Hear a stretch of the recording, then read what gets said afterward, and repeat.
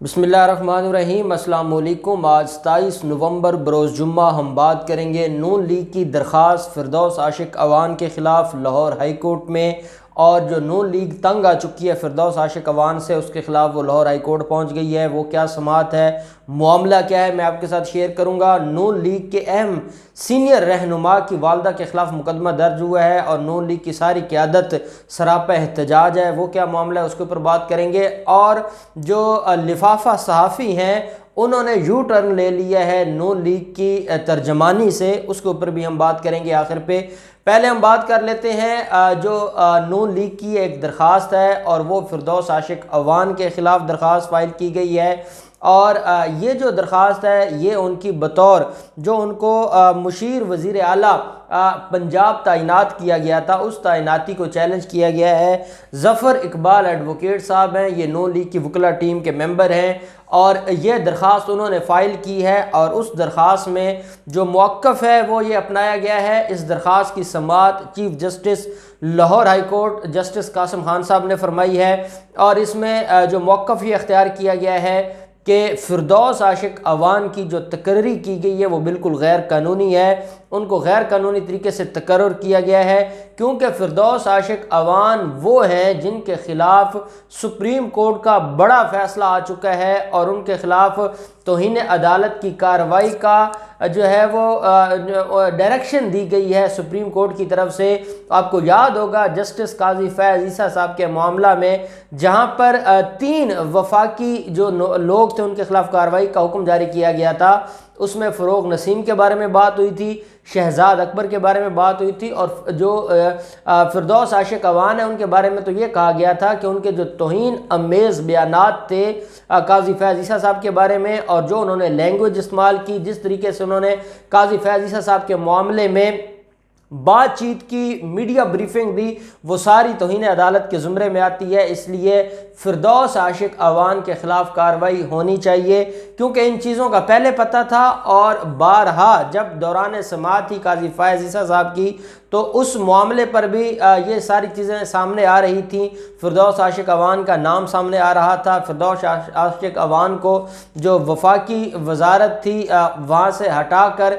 پھر کچھ عرصہ گھر بٹھایا گیا، اور دوبارہ ان کو فیاض الحسن چوہان کی جگہ دی گئی اور ان کو عہدہ دیا گیا۔ لیکن نون لیگ کافی پریشان تھی۔ نون لیگ کو یہ لگتا تھا کہ شاید فیاض الحسن چوہان گھر گئے ہیں تو اس کے بعد کوئی ان کو سکھ کا سانس جو ہے وہ لینے کو ملے گا، لیکن نون لیگ کی 2 ترجمانوں عظمیٰ بخاری اور مریم اورنگزیب کے اوپر ایک فردوس عاشق اعوان ہی کافی، اور ان کے اوپر جو ہے ان کو مہنگی پڑ گئیں، تو انہوں نے یہ درخواست فائل کروا دی۔ لاہور ہائی کورٹ میں آج جو وکیل ہیں ان کی طرف سے، نون لیگ کے جو وکیل تھے ان کا عدالت میں یہ کہنا تھا کہ فردوس عاشق اعوان کو فوری طور پر ان کی تعیناتی کو کالعدم قرار دیا جائے، اور وہ جس عہدے پر بیٹھی ہیں اس عہدے کے نااہل ہیں، کیونکہ سپریم کورٹ کا جو فیصلہ ہے وہ یہ ساری چیزیں بتا رہا ہے۔ عدالت نے استفسار کیا کہ جی پڑھیں کہاں پہ ہے سپریم کورٹ کا فیصلہ، اور وہ مجھے پڑھ کے سنائے کہ جہاں پر فردوس عاشق اعوان کے بارے میں یہ کہا گیا ہے۔ تو جو وکیل تھے انہوں نے کہا جناب ہم نے وہ سپریم کورٹ کا فیصلہ تو ساتھ نہیں لگایا، اب سپریم کورٹ کا فیصلہ کوئی چھوٹا تو تھا نہیں، اب جب آپ فیصلہ لگائیں گے تو پوری وہ ججمنٹ لگائیں گے جو سپریم کورٹ کی ججمنٹ ہے قاضی فیض عیسیٰ صاحب کے معاملہ پہ، اب وہ تو تھی نہیں فائل میں، اور یہ تو جب کوئی کسی کو کہہ دیتا ہے کہ بھئی یہ کر دے، یہ ریٹ فائل کر دے، اور وہ ریٹ فائل کر دیتے ہیں، تو نہ ان کے پاس کوئی آرڈر کی کاپی تھی، نہ انہوں نے آرڈر ساتھ اٹیچ کیا تھا۔ تو عدالت نے کہا کہ مجھے سمجھ نہیں آتی آپ لوگ درخواستیں لے کر کیسے آ جاتے ہیں جب آپ ڈاکومنٹ ہی نہیں لگاتے۔ آپ کی پوری جو پٹیشن ہے وہ اس بات کے اوپر ہے کہ جو سپریم کورٹ کا فیصلہ ہے اس کے بعد فردوس عاشق اعوان کی تعیناتی جو ہے وہ غیر قانونی ہے اور اس کو کالعدم قرار دیا جائے، تو وہ فیصلہ ہی آپ نے نہیں لگایا۔ اب میں آپ کی بات مان کے تو نہیں نا کسی کی تعیناتی کو کالعدم قرار دے سکتا جب تک میں خود فیصلہ پڑھوں نہیں۔ اس فیصلے میں کیا الفاظ استعمال کیے گئے ہیں کیا وہ ریمارکس ہیں یا وہ ایک فیصلہ ہے، کیا وہ ڈائریکشنز ہیں یا وہ آرڈر ہے، وہ کیا ہے مجھے بھی کوئی سمجھ آئے، اور میں وہ پڑھنے کے بعد ہی دوسری پارٹی کو نوٹس بھیجوں گا، میں دوسری پارٹی سے جواب طلب کروں گا جو انہوں نے ہمیں انہوں نے قانون کی غیر قانونی کام کیا ہے، جو سپریم کورٹ کے فیصلے کے برعکس آپ کے بقول اگر کوئی کام ہوا ہے تو جب تک ہم فیصلہ پڑھیں گے نہیں ہم کیسے اس کے اوپر کوئی رائے دے سکتے ہیں۔ تو جو وکیل تھے انہوں نے جو نون لیگ کے وکیل تھے انہوں نے عدالت سے معذرت کی کہ جناب میں جو ہے نہیں لگا سکا اور مجھے ٹائم دیا جائے کہ میں وہ فیصلے کی کاپی ساتھ اٹیچ کروں، تو عدالت نے کہا نہیں سوری، میں تو آج درخواست کو خارج کرنے لگا ہوں، ہم آپ کو اور کیا موقع دیں، آپ کو نہیں پتہ کہ آپ جس چیز کو چیلنج کر رہے ہیں وہ آپ کاپی ساتھ لگا ہی نہیں رہے، تو آپ کیسے چیلنج کر سکتے ہیں۔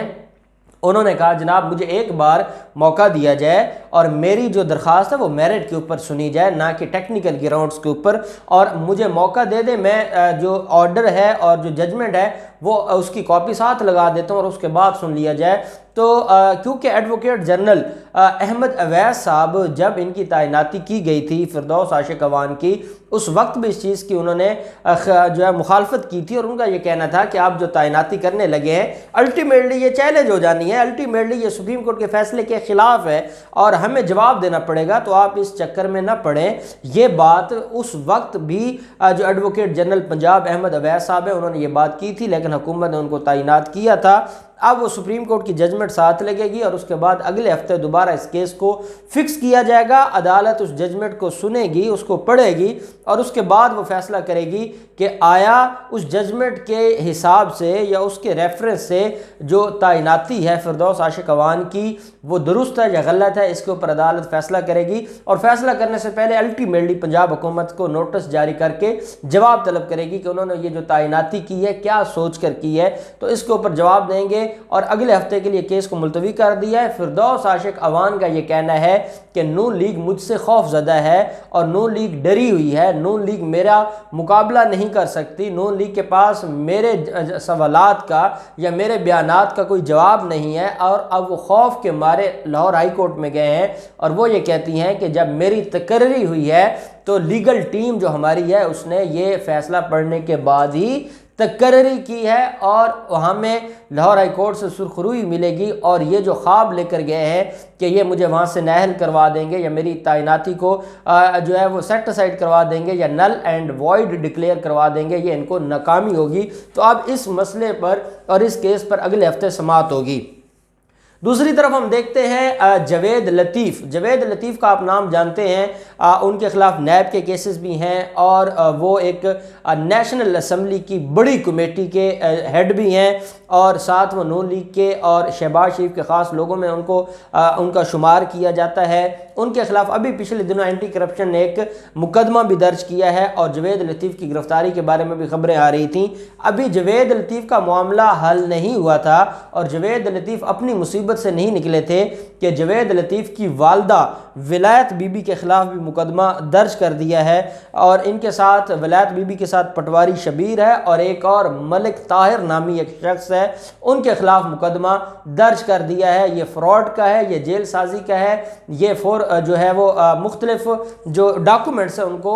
جو ہے وہ جو ڈاکومنٹس ان کو جیل سازی کے لیے استعمال کرنے کا مقدمہ ہے۔ اس کے اوپر رانا ثناء اللہ، اس کے اوپر احسن اقبال، اس کے اوپر جاوید لطیف یہ کہہ رہے ہیں کہ یہ سیاسی انتقام کی بدترین مثال ہے کہ میری 80 سالہ ماں کے خلاف مقدمہ درج ہوا ہے۔ اب میں آپ کو قانونی پوائنٹ بتا دیتا ہوں، مائیں سب کی سانجھی ہوتی ہیں لیکن قانون میں کہیں یہ نہیں لکھا کہ کس کی کتنی ایج ہے اور اس میں مقدمہ ہو سکتا ہے یا نہیں ہو سکتا۔ ہاں اس کو اولڈ ایج کی وجہ سے کیس میں بیل میں بینیفٹ ضرور ملے گا لیکن مقدمہ ہو سکتا ہے، اور دکھ کی بات یہ ہے کہ جب یہ ظالم لوگ غیر قانونی طریقے سے فراڈ والی پراپرٹیز، جال سازی والے کام جب یہ کرتے ہیں اور وہ مال بناتے ہیں اور وہ چوری کا مال وہ اپنی ماؤں کے نام پر، اپنی بیوی اور بیٹیوں کے نام پر لگاتے ہیں، اس وقت ان کو شرم آنی چاہیے کہ الٹیمیٹلی یہ ایک نہ ایک دن چیلنج ہو جائے گا۔ تو انسان اتنا بھی جو ہے وہ ہرس میں مبتلا نہ ہو، اتنا بھی لالچ نہ کرے کہ وہ اپنے ہی فیملی ممبرز کو اس میں ملوث کر دے اور کل وہ عدالتوں میں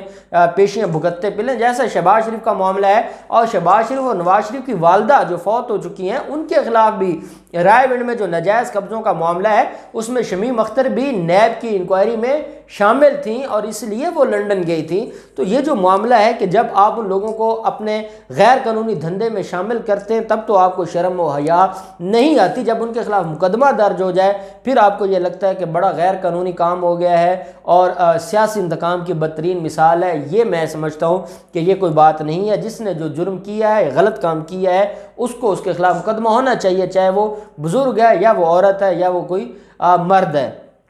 ساتھ ہم بات کر لیتے ہیں جو نون لیگی ترجمان ہیں، جن کو لفافہ صحافی کے نام سے جانا جاتا ہے جو ہماری سوسائٹی میں، وہ آپ کو یاد ہوگا ہمارے بھائی صدیق جان نے کل اس کے اوپر ڈیٹیل بتایا ہے۔ میں آپ کو کچھ ٹیکنیکل 2-3 چیزیں وہ بتاؤں گا کہ معاملہ یہ تھا 16 لوگوں نے، جس میں یہ صحافی بھی شامل تھے، ایک درخواست فائل کی تھی اسلام آباد ہائی کورٹ میں کہ نواز شریف کی جو تقاریر ہے اس کے اوپر جو پابندی لگائی گئی ہے پیمرا کی طرف سے وہ ختم ہونی چاہیے، اور جو اشتہاری ہیں، مفرور ہیں، بھگوڑے ہیں، ڈاکو ہیں، چور ہیں، جو بھی ہیں، ان کو یہ حق ہونا چاہیے کہ وہ میڈیا پر آ کے بات کریں۔ تو عدالت نے ان کی بات نہیں سنی تھی اور عدالت ان کی درخواست خارج کرنے لگی تھی۔ پھر انہوں نے منت ترلا کیا اور پھر ان کو جو ہے وہ دسمبر کے دوسرے ہفتے کی تاریخ مل گئی۔ تو اب اس میں 6 جو صحافی تھے انہوں نے درخواست فائل کی اور انہوں نے درخواست میں یہ موقف اپنایا کہ ہم وڈرا کرتے ہیں، ہم اس معاملے سے اپنی جان چھڑواتے ہیں، ہم نواز شریف کے معاملے میں، کیونکہ بہت زیادہ تنقید ہوئی تھی اور بڑی ان کو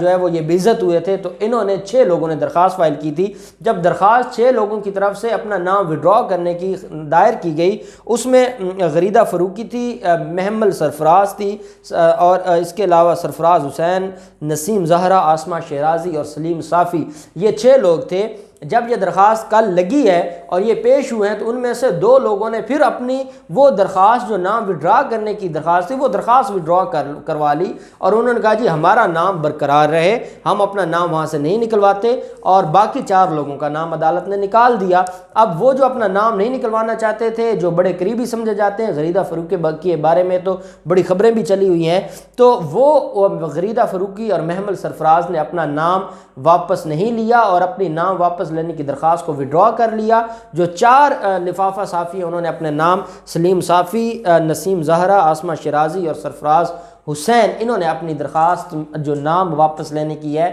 وہ دے کر اپنے نام وہاں سے نکلوا دیے ہیں اس پٹیشن میں سے۔ اب وہ جو پٹیشن ہے وہ 12 پٹیشنرز پر مشتمل ہے، جس میں غریدہ فاروقی اور محمد سرفراز شامل ہیں۔ تو اب یہ حالت ہے، اب آپ دیکھ لیں ان لوگوں کی مینٹیلٹی کیا ہے، ان کی ڈیسیجن پاور کیا ہے، اور یہ قوم کو بھاشن دے کے پالیسیز، حکومت کو پالیسیز سمجھاتے ہیں کہ بھئی یہ نہ کریں، آپ یہ کریں۔ تو اب ان سارے معاملات میں جو بھی ڈیولپمنٹ ہوگی ہم آپ کے ساتھ ضرور شیئر کریں گے۔ اللہ پاک پاکستان کا حامی و ناصر ہو۔ بہت شکریہ۔ اللہ حافظ۔ پاکستان زندہ باد۔